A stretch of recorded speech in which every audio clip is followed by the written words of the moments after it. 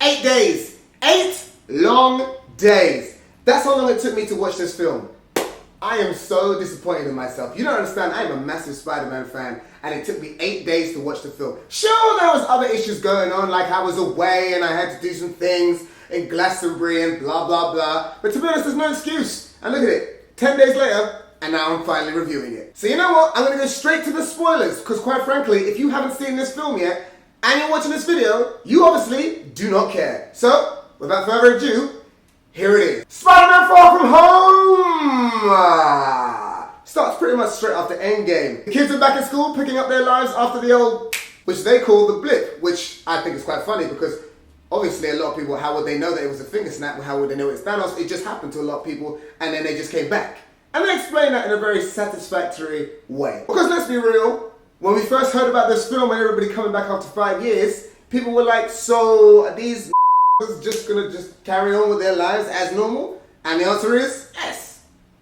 Yes, they would. Some of the kids are like 5 years older, but some of them are still the same age. So they're in classes with people who they used to be older than. Their siblings are now they're different ages, and it's all very confusing, but again, it works. So they head off on a European adventure. Then on said European adventure, hijinks occur. I'm talking water monsters, fire monsters, and all sorts of stuff. Enter Mysterio. But wait, he's a good guy now. Oh, and he's teaming up with Nick Fury. Oh, and he's talking about the multiverse. So then Peter gets dragged into it against his will, and then he's like, oh, but I just want to have a high school adventure. I just want to kiss the girl. And Nick Fury's like, I don't care. So they go on a bunch of adventures, and it turns out after a while that, oh, actually, Mysterio is a bad guy. Huh. Who saw that coming? Before I go any further, I just want to say that Tom Holland is definitely the best Spider-Man. Wasn't a huge fan of Tobey Maguire. Andrew Garfield was a little too cool. Tom Holland has got it perfect. He's weird, he's nerdy, he's awkward, and he's an actor that portrays all three of those very, very well. What I also like about this film that it's kind of two films in one. It's an action superhero movie, but also a coming-of-age teenage movie, where Peter Parker is just trying to get MJ to like him. He's got no real interest in being the new Iron Man, which everybody seems to want him to be. And I really like that. A kind of hero who's like, I have these powers, I know I can do all these things, but I'm just a teenager and I just want to be a normal teenager. Why can't I be a normal teenager? This film is hilarious. There are so many one-liners and clever jokes in there that just made me laugh. Even some of the stupid ones I was like, you know what, I'm going to give you a chuckle. I also like the introduction of the MJ romance, the will they won't they kind of aspect of it. Well, we all know they will eventually, but how? How? That is the question. I really like the way the trailers teased the multiverse. And then the movie came out and they were like, ha! Psych! There's no multiverse.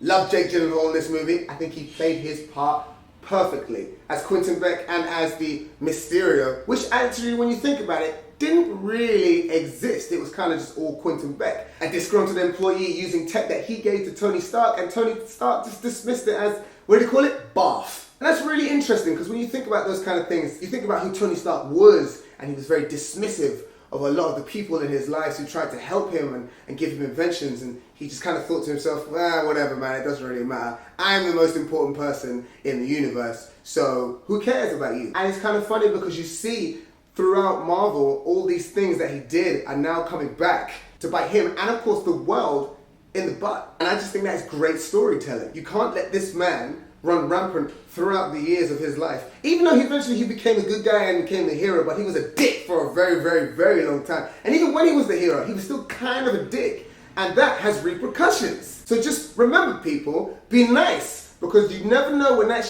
will come back to bite you in the ass. He was very believable as the bad guy in the first place, even though we knew that he was going to go bad. I mean, let's be honest. He manipulated Peter into giving him Tony Stark's glasses, which I thought was very clever, even though the whole time I was like, no, don't do it, Peter, don't do it. But remember, he's a teenager, he's young, doesn't know any better. He trusts people, and that's a lesson that he has to learn the hard way, which a lot of us have done in our lives.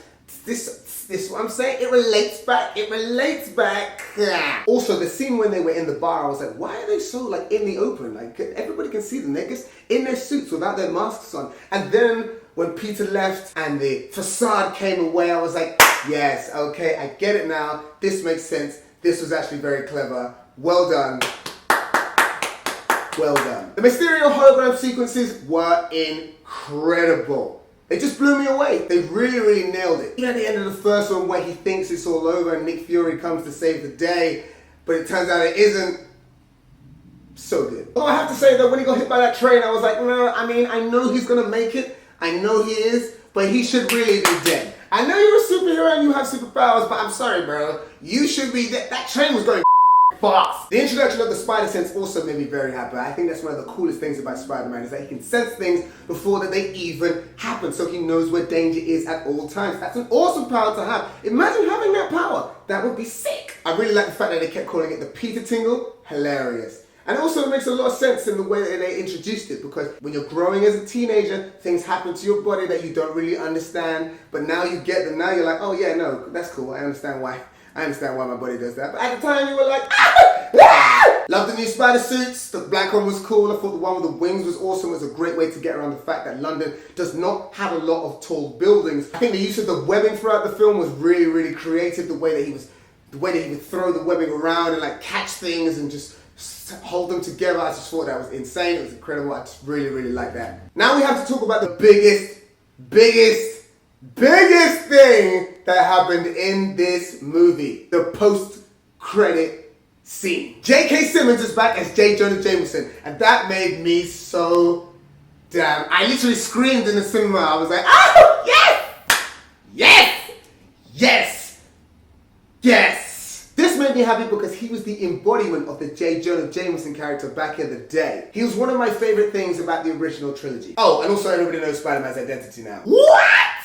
What does this mean for the future? I can't wait to find out. I mean, this isn't the first time that a bunch of people have found out Spider-Man's identity. In the comics in Civil War, he takes off his mask and everyone's like, holy shit, that's Peter Parker. What happens from now? And also now he's been painted as a criminal. I literally cannot wait. That is a great cliffhanger. That makes me want to see the next film. Oh, and then we had that other post-credit scene where Nick Fury and Maria Hill turned out to be Skrulls, which I was like, okay. I mean, it was kind of funny, and you know, Nick Fury's in space now, and he was like, where are my shoes, and stuff like that. You know, there were some jokes there, but honestly, I didn't really care for that much. This is the Spider-Man movie that I have been waiting for years. Don't get me wrong, Spider-Man 2 was a pretty good movie, but this movie, for me, was just awesome. I mean, if I had to nitpick a few things, I would say I didn't love the overuse of the drones. I thought that I don't really like drones when it comes to like fighting an enemy. I don't know, I just find it kind of boring. They're just like faceless soldiers. Like I get that Mysterio is controlling them, but you know, that didn't really do it for me all that much. Also, like all the bullets that they were shooting at, I understand that Spider-Man can dodge bullets, but some of the time I was just like, again, why haven't you been shot yet? Then again, that may have had something to do with the brand new suit that he put on. Maybe it had some sort of like Kevlar built into it as well. I mean, it's it's something that Tony Stark essentially engineered, that it probably has some sort of bulletproof capabilities. But still, I would have liked to see Mysterio more in his suit. I've always been a fan of Mysterio. I thought he has like a really cool suit with the fishbowl head and the green and the purple and the cape. I would have liked to see a little bit more of that, because in the end, Quentin Beck's outfit was kind of just the mocap suit with the kind of dish on top of it, which was cool. Don't get me wrong, you know, they tried something different and I appreciate that because different is always cool. But yeah, just a little nitpick. Other than that, I can't really think of anything else that I didn't really like about this movie. I just loved it. Just loved it. And in the end, it gets a round of a mother applause, baby. Yeah. Yeah. I would definitely watch this movie again. I'd pay to see it. I mean, if I have any spare time, I may go watch it tomorrow. I don't have that kind of time. I'm not gonna lie to you, I've got things to do. But if I did, I would. You should definitely watch this movie as well. Pay for it. Take your mum, take your children, take everyone. This is a family movie for everyone. It's great, it's fun, and I think you should watch it. Thank you for watching my video. Let me know what you thought about the movie below. Do you disagree? Do you agree? Then maybe let's have a conversation about it in the comment section below. Don't forget to like, share, and subscribe to my channel. Thank you so much for watching, and I'll see you soon.